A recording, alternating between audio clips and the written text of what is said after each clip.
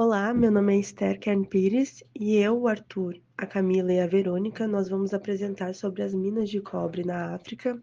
Esse trabalho é da cadeira de Extensão e Engenharia de Minas e os slides foram baseados em uma palestra que foi ministrada pelo geólogo Gilson Teixeira.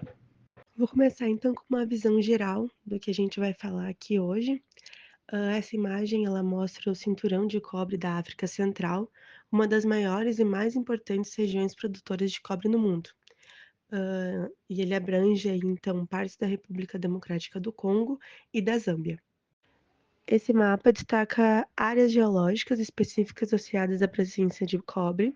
Uma delas seria as formações geológicas ligadas à mineralização de cobre, e a outra, então, as rochas mais antigas que formam a base estrutural da região.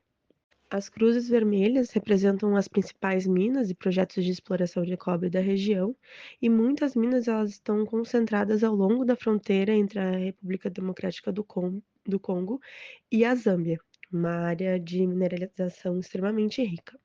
Essa região ela é crucial para a economia dos dois países, fornecendo uma fonte significativa de exportação de cobre, além de contribuir para o mercado global. Então, em relação às áreas, vou começar introduzindo um pouco que a Glencore ela tinha na Zâmbia duas áreas mineiras. Uma delas é a Mufulira, que a gente vai falar um pouco mais adiante, e a outra era composta por várias minas na cidade de Kitwe, que tem mais ou menos 15 quilômetros de extensão. Essa segunda, de norte para sul, ela era composta por Mindola Norte, que seria open pit e subterrânea, a Mindola, que é subterrânea e tem um pequeno open pit em cima, a Central, que ela é subterrânea e tem também um pequeno open pit em cima, e a SOB, que é subterrânea e tem um grande open pit em cima. Depois, mais para o sul, tem mais duas cavas que labraram apenas oxidados próximos à superfície. Mas os dois maiores depósitos desse conjunto seriam o Mindola e o SOB. Então, em relação às características gerais das minas, né, elas são, elas se destacam pela exploração de cobre em teores elevados, variando entre 1,64% e 2,19% de cobre, conforme, né, a região da lavra. E eles possuem corpos de minérios inclinados e profundos, com operações que atingem cerca de 1,8 quilômetros de profundidade e se estendem horizontalmente por 3,5 quilômetros. Em relação, então, aos métodos de lavra, essas áreas elas operam com métodos diferenciados de lavra para atender às condições específicas de cada corpo mineralizado, né? Eles sempre visam maximizar a recuperação e minimizar a diluição. A Mindola Norte ela seguia então dois métodos que seriam Continuous Retreat Up Deep e câmeras e pilares inclinados. Então, o primeiro ele é um método mais antigo, com 56% de recuperação e 24% de diluição, e apresentava limitações operacionais, levando à substituição pelo método de câmeras e pilares inclinados, que seria uma evolução, então, desse método, né? Que é aplicável em corpos inclinados. E a recuperação aumentou para mais ou menos 65% e a diluição reduziu entre 10% e 15% com maior seletividade no desmonte. Já Mindola utiliza o método Vertical Crater Retreat, que utiliza furos longos e desmonte controlado por explosivos, formando crateras verticais. E uma das vantagens seria a alta produtividade e recuperação em corpos verticais profundos.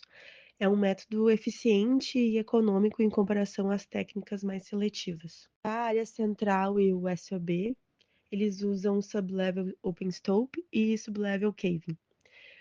Então, o sublevel open stope seria um método de alta produtividade utilizando subníveis para perfuração de furos longos, E o sublevel caving seria uma lavra contínua com um colapso controlado da rocha de cobertura, e uma das vantagens seria o baixo custo operacional. E um dos desafios, então, seria a maior diluição devido à mistura de minério com estéreo. Então, em relação aos processos de beneficiamento, logo depois de extraído da mina, dessa área, ele é cominuído, então, por britagem e moagem para liberar os minerais de cobre, e eles utilizam circuitos de moagem SAG e de bolas. Logo depois a gente tem a flotação, que é o principal método de concentração eficiente para separar minerais sulfidéticos, como a calcopirita, e eles utilizam reagentes químicos para permitir a aderência do minério às bolhas de ar, gerando um concentrado de alto teor, em torno de 20 a 30% de cobre. Após isso, a gente tem a filtragem e secagem, onde o concentrado passa por processos de desidratação para facilitar o transporte e a comercialização. Depois a gente tem a disposição de rejeitos em pilhas, enfim. Essas minas, elas são excelentes exemplos de como diferentes métodos de lavra subterrânea podem ser combinados para lidar com desafios geológicos e estruturais. Os métodos mais modernos permitiram melhorias na recuperação do minério e redução de custos, enquanto o beneficiamento eficiente através da flotação assegura a produção de concentrados de alto teor de cobre. Além disso, a constante evolução das técnicas, ela reflete a necessidade de adaptação às condições geotécnicas e ao contexto econômico da mineração atual, consolidando a região, né, como um dos maiores polos de produção de cobre no mundo. Bem, agora eu vou falar sobre a mina de Mufulira, que fica na divisa da Zâmbia com a República Democrática do Congo. A gente divide várias características com a mineração de Mindola, como também fazer parte do Copperbelt africano e ser o pilar econômico da cidade que está situada, trazendo mais de 5.000 pessoas para trabalharem todos os dias na sua mina. Essa mina também é dividida em áreas, sendo em leste e oeste, cada uma com um método de lavra distinto por conta da geologia de seu corpo. Começando pela parte oeste da mina de Mufulira, que possui um total de 7,3 milhões de toneladas de cobre como reserva, com um teor médio de 1,7% de cobre, sendo que 1,19 são solúveis em ácido, com o método de lavra sendo o Rune and Pillar com fio. O corpo da região oeste foi dividido em duas fases, sendo a primeira em laranja e a segunda em rosa. Além desses teores, a região central da Mufulira Oeste possui incríveis teores para a região, com 4,3 milhões de toneladas de cobre de reserva, a um teor de 2,02%, sendo que 1,43 desse teor de cobre é solúvel. Bem, mas para que serve esse teor de cobre solúvel? Ele é importante por conta da lixiviação, que é a remoção do cobre da rocha hospedeira utilizando as propriedades de mobilidade que esse metal tem em ambientes ácidos.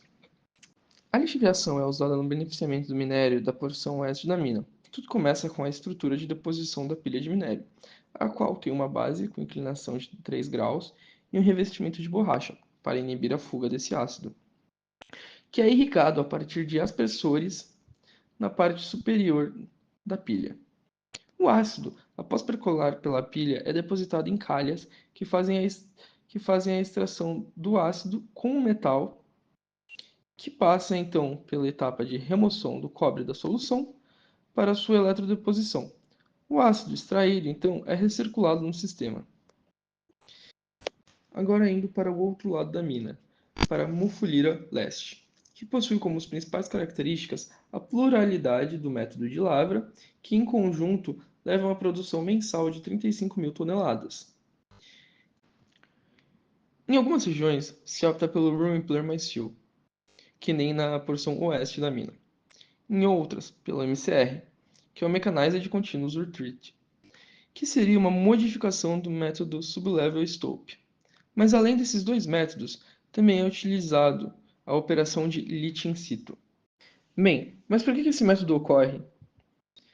Como a região de Mufulira tem um lençol freático volumoso, a mina tem uma umidade muito alta, que com a união das altas temperaturas dessa água, se tornou um ótimo meio para o transporte do cobre.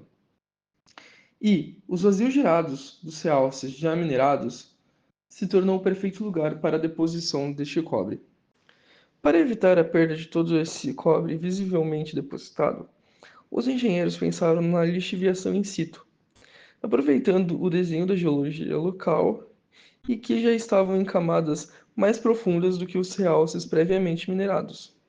Então, seria mais fácil controlar para onde esse ácido vai, que lixiviaria o cobre e seria captado na parte inferior da mina, a partir de adaptações para controlar o seu fluxo, e concentrando todo esse ácido para então ser bombeado através de tubulações e escoando essa matéria rica para a superfície, onde finalizariam suas etapas de beneficiamento.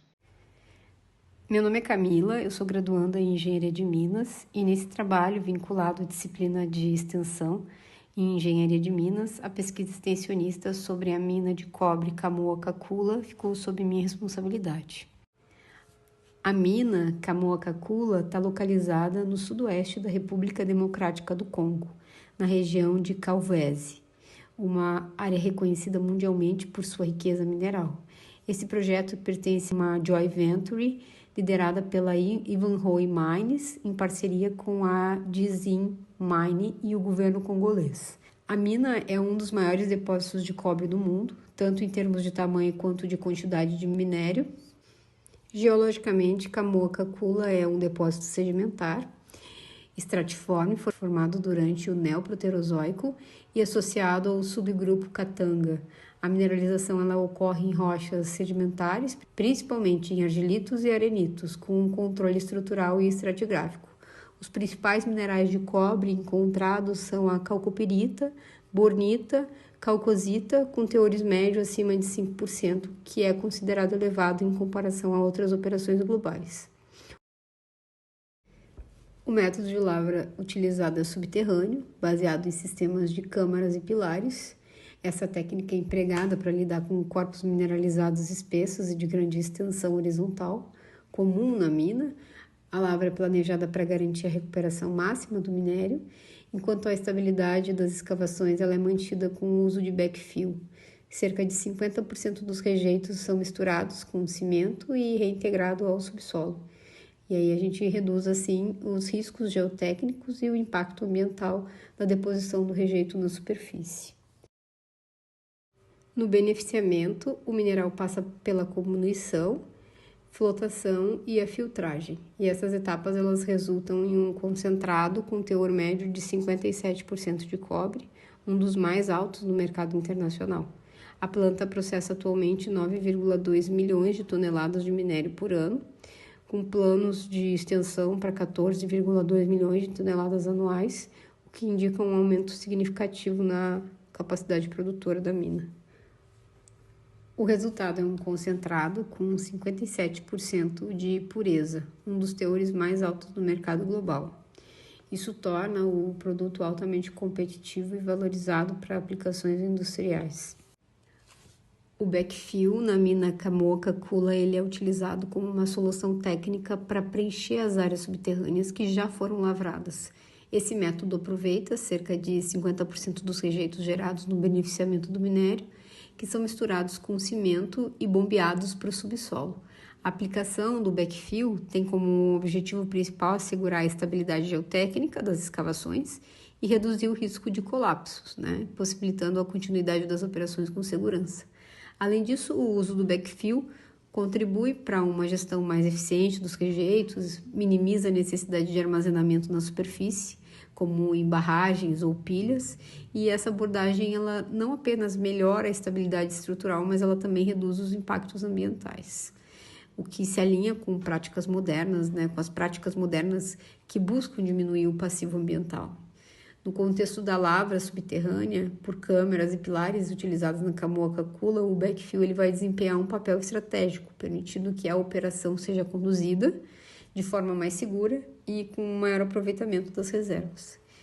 O processo ele vai refletir a integração entre a tecnologia e o gerenciamento de resíduos, e que são aspectos críticos para as minas de grande porte como a Kamoa-Kakula.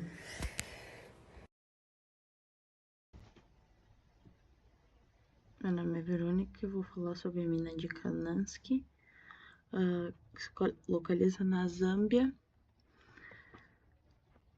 A localização da mina fica na cidade de Sonvenski, que é na província noroeste da Zâmbia, e é uma parte de uma região conhecida como Copper Belt, que é famosa pela produção de cobre.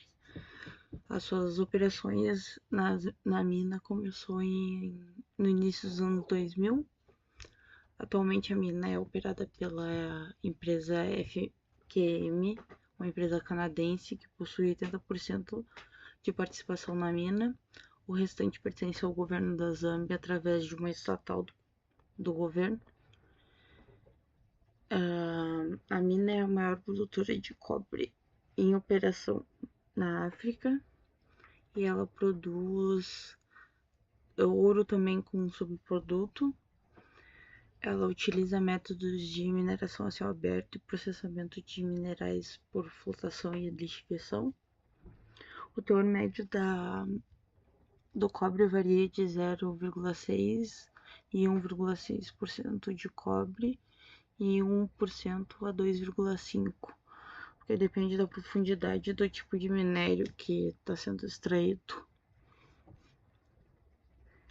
A capacidade da mina anual varia conforme o mercado. A produção da mina chega a ser de 250 a 300 mil toneladas por ano. Os depósitos consistem principalmente em óxidos e sulfetos de cobre, e é uma das áreas mais ricas em cobre da região, com altos teores de minério em comparação ao resto das minas do mundo. A mina utiliza uma abordagem híbrida para